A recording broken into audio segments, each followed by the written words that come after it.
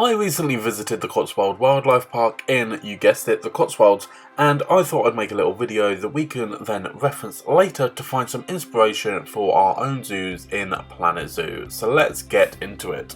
Now, the main thing that I want to talk about with the Cotswold Wildlife Park was that they used so much natural foliage. It was amazing to see all of these plants and stuff put in the enclosures to match these animals' natural habitats as closely as possible, given what we could actually sustain in the British climate. I really enjoyed this about this zoo. Another thing that I really appreciated was I got to see some Galapagos tortoises actually moving.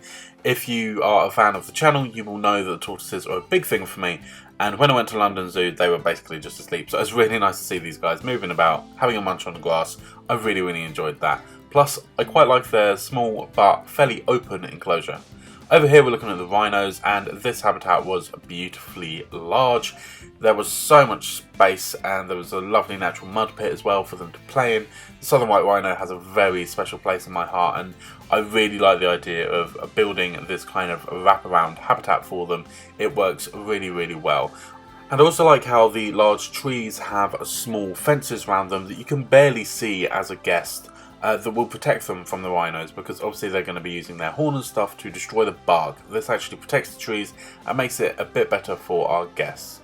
I made sure to film the inside of the rhino house just for a bit of a reference later on, because interiors for the animal buildings are something I quite struggle with, so using this as reference later on will be really useful.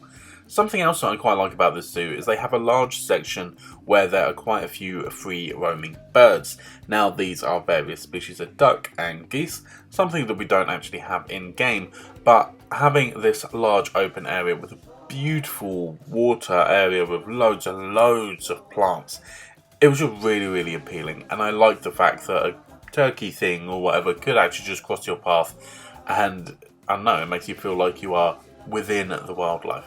After the birds was an area that I think I will actually try to recreate in a future zoo, and that was the wolf enclosure, which had a lovely walk-through part to the enclosure.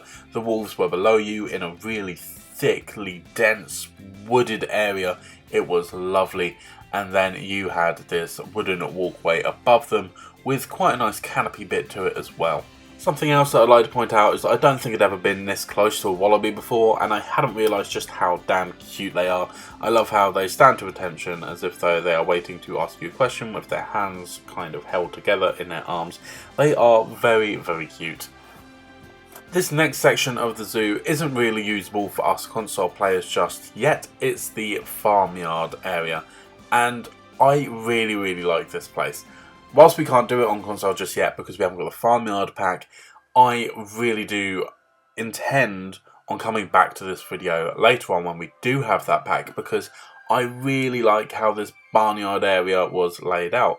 The inside of the large stable kind of split up into smaller areas for your guinea pigs and stuff, with old pieces of farming equipment hanging from the ceiling and whatnot. It was really cool. And I mean, just look at that sheep chewing away on a twig. Very cute. All of these animals outside as well were lovely, and guests could stroke certain animals such as the goats. Not the donkeys. There was a sign that they might bite you, so yeah, you know, choose your battles wisely. But yeah, this was a very cozy section of the zoo, and I really look forward to one day being able to replicate this when we get the Barnyard pack.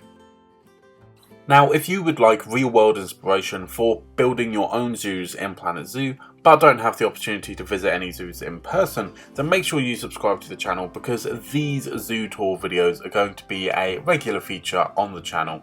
Something else that I've been recently talking about on the channel, especially for Primate Isles, was talking about building a penguin habitat for the African penguin.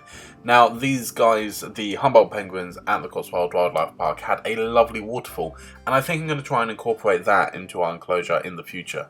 Another thing that I really liked about this zoo is that there are various habitats for stuff such as the prairie dogs, meerkats and mongoose, where their habitats were quite sunken into the ground, which isn't unusual for these small types of mammals, but they were also really densely packed with rocks and branches and stuff. It was just really rich in terms of what was going on in their enclosure. And that's something that I really want to try and replicate in the future. My only attempt at this has been for the meerkat, and it looked very man-made. So I want to try and mix that up and make it look a lot more natural in the future. Here you can see a Wolverine, and this is the first time I've ever seen a Wolverine. They're bigger than I thought, which is really cool. You can see it just sort of rolling about, searching for food and stuff. I really like how natural and wooded this area looks. I think it is a wonderful habitat. It's really nice and open, but has lots of stuff for the animal to look around in.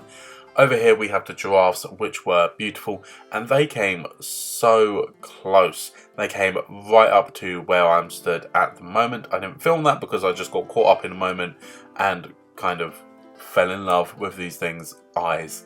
They are just very, very majestic. And that is about it for everything that I filmed at the Cotswold Wildlife Park. If you enjoyed this video, make sure to give it a thumbs up and use this video for inspiration for your future Planet Zoo builds. Thank you so much for watching, and until next time, I'll see you later.